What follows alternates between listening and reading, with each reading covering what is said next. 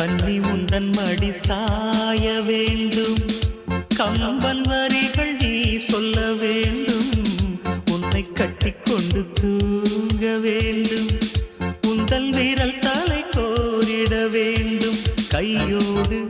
இதம் காண வேண்டும், கண்ணீரில் குளிர் காய வேண்டும், உதட்டுக்கும் உதட்டுக்கும் தூரம் வேண்டும், உயிருக்குள் உயிர் சென்று சேர வேண்டும், தாயாய் சேயாய் மாற வேண்டும். புத்தம் புது மலரே